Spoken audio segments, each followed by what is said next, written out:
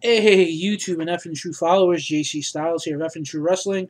Uh, Clicked on the title and wondering what it was, so I'm going to give it to you guys right off the bat. First off, I want to thank Antoine Dillard for our really great, our really phenomenal, our excellent, every great word in the book uh, on our graphics. I want to thank him. The description, his link is in the description box, guys. Check it out. He has done some really good stuff for us in the past. Has done some great things for us. The graphics that you see on a lot of our videos now, or our future videos, are the graphics created by Antoine Dillard, and he did some phenomenal work. And I want to say thank you, Antoine. Sorry we couldn't get if we did the shout out or we didn't give you the link in the description box on the last on the last video. I want to say thank you. I want to say sorry and say thank you. So let's get into it. For a lot of you who didn't know, I actually just read this on the website and give it to you guys real quick. The origin of the WWE Championship. The WWE Championship was introduced in 1963 with Buddy Rogers becoming the inaugural champion on April 29th. However, its origin is attributed to the events that began in the National Wrestling Alliance, the AWA, promotion with various subsidiaries in the 1950s. Capital Wrestling Corporation, CWC, was a subsidiary to the NWA by 1963. CWC executives held controlling stake over NWA operations during this time. Buddy Rogers held the NWA World Heavyweight Championship, the world title of the NWA, and its subsidiaries until January 24th, when Lou Thesz, one of many greatest wrestlers to have ever wrestled, defeated Buddy Rogers for the championship. Following a dispute over the results, CWC succeeded, or it's spelled Seceded. I think they might have said try to pronounce succeeded, from the NWA and became the Worldwide Wrestling Federation, better known as the WWF. The WWF World Heavyweight Championship was re-established as a spin-off, having spun off from the NWA title when the recognition was awarded to Buddy Rogers following a hypocritical Aprocifal tournament in something tournament in Rio de Janeiro, defeating Antonino Rocca in the finals. Affiliating with the NWA once again, the WWF was renamed to the World Wrestling Federation, better known as the WWF, in 1979. After conclusively ending its affiliation with the NWA in 1983, the championship became known as the WWF World Heavyweight Championship, and later simply as the WWF Championship by the 1990s. Okay, now that we did that, I'm just going to give a brief rundown of some of the wrestlers who have held the title from 1963 all the way till, the present. And there's not a lot. I'll just run through. Buddy Rogers, Bruno Sammartino. Actually, I think there's actually... Okay. Wrestlers as of January 19, 2001. Bruno Sammartino, 2 reigns equal of a 4,040 combined days. Hulk Hogan, 6 reigns, 2,185. Bob Backlund, 2 reigns, 2,138. Pedro Morales, John Cena, 7 reigns, equal of 947 days. Bret Hart, Triple H, Stone Cold, Randy Savage, Orton, Shawn Michaels, Diesel, Brock Lesnar, The Rock, Kurt Angle, Superstar Billy Graham, The Ultimate Warrior, JBL, Yokozuna, The Undertaker, Sheamus, Edge, Eddie Guerrero. I think I don't care everyone on that list. Eddie only had one title reign, one WWE Championship title run, and it was treated as a joke. And I'll tell you the reason why. Because Eddie had such prominence in WCW. Came over on so much success in the WCW. Came over, did phenomenal things, was the Intercontinental Champion, United States Champion, multi-time tag team champion. But only got to the brass ring in 2004. Then he passed away in 2005. And, I think it's really, really bad because I think Eddie was one of the most favorited wrestlers in the business today, from 2000, from his very first debut in WWE until, till the day he passed away. He was loved, he was respected. No one had nothing wrong to say about Eddie. Yeah, he had his demons.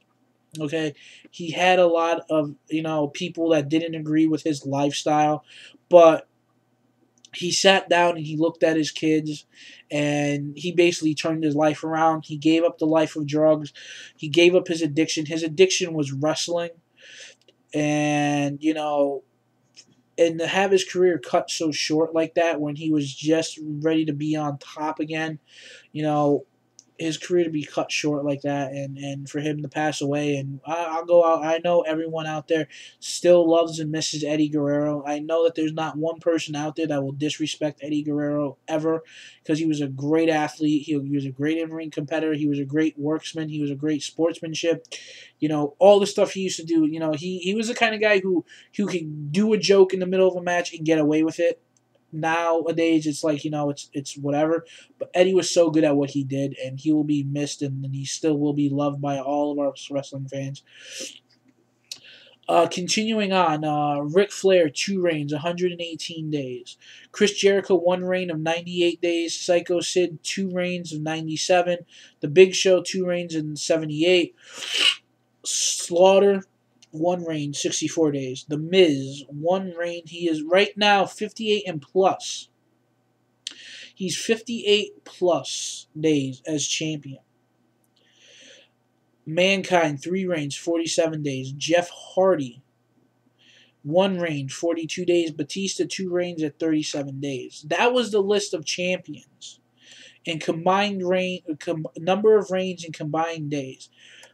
Bruno Sammartino was ranked number 1 because he held the title for 13 years on 2 separate reigns, over 4,040 days. That's telling you something.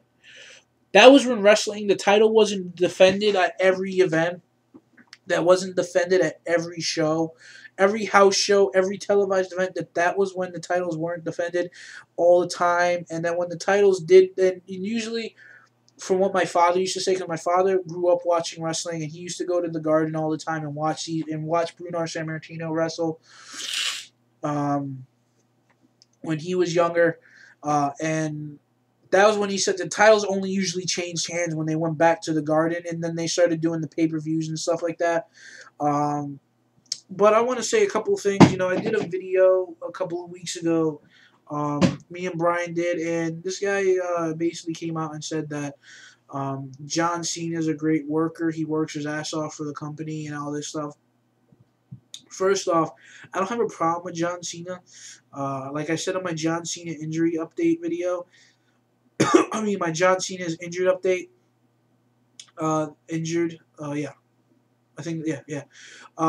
That I don't disrespect John Cena as the way of I don't like John Cena, but I respect him as a man. Okay, I'm not gonna agree with what he does in the ring and the stuff that he does, but I respect him for what he does outside of the ring, for the Make-A-Wish Foundation and stuff like that. For him to take time out of his busy schedule to do stuff like that, that's what I respect about him.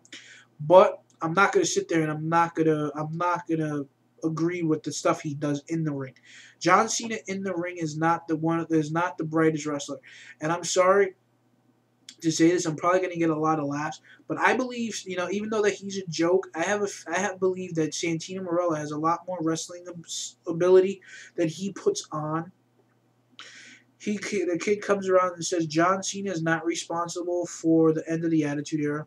John Cena is not responsible for the starting of the PG era, and nor did he cause my obesity.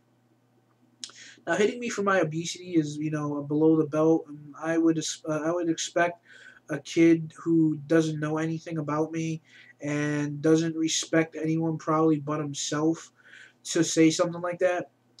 Okay, he sits there and says me and Brian have we have no knowledge of the business. Okay. Me and Brian have been watching wrestling. Well, I've been watching wrestling since I was a baby.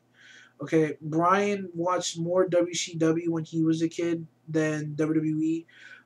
It wasn't until I want to say 1997 when me and Brian sat down and started watching wrestling together, because that's when we started hanging out and stuff like that.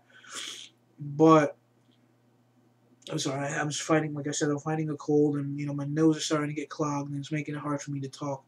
Uh, but you know, for as much as for as long as we've been on this earth, which was 24 years, we have 24 years worth of wrestling knowledge. We have the right to sit in front of our camera and talk what we want to talk about, whether or not people agree with what we say, or people like what we say, or don't like what we say. Um, but I don't know. I mean, guys, what do you think? What do you think? Do you think me and Brian have enough knowledge about wrestling? Leave a comment. Leave your answer in the comment box. Also, I have a question for you guys. I thought about this morning when I was at work, and I think it's kind of funny because I work at Price Chopper. I don't know, a lot of you guys have Price Choppers, and mostly up towards like New York and Maine and stuff like that, and in Connecticut. It's a grocery store, and I was on the register today, and I was ringing. I started thinking about the cruiserweight title, and I started thinking about how cool would it be if they brought it back. Um, I don't know. What do you guys think? I mean, they have a lot of wrestlers that aren't being used. Uh, you guys got like, for instance, Evan Bourne. You have Tyson Kidd. This is what I'm thinking. I mean, you bring back the Intercontinental. I'm sorry, bring back the cruiserweight title, and you have guys like Evan Bourne, Tyson Kidd, uh, Justin Gabriel. You have guys like okay. I don't know how many wrestlers there actually are. There's so many of them to name. But I think that if they were to bring back the cruiserweight title and give some of the guys who aren't performing on the level of United States Championship material to wrestle for the cruiserweight title, I think it'd be pretty cool. Just because the fact is that gives them something to strive for, and that'll be their Intercontinental Championship, or their version of the United States title. The United States title, cruiserweight title was taken off the air, out of the wrestling, off of WWE for a couple of years ago, because they didn't have any cruiserweight wrestlers. But now that they have like a long list of wrestlers who could probably fight for that title, I think it'd be pretty cool to have that title come back. I don't know if I'm alone. If I'm not alone, leave your answer in the comment box. Guys, this has been JC Styles. I hope you enjoyed this video. Me and Brian will be back Friday morning or Friday at evening with Q&A. It's just because Brian, I have to work tomorrow, and Brian has the kids. He's got, his wife's got to work. So, either we'll get up tomorrow night and do Q&A, or do Q&A early Friday morning or late Friday evening. So, guys, this has been JC Styles. Leave your questions and comments in this comment box, and I hope you enjoyed this video, and I'll see you guys later.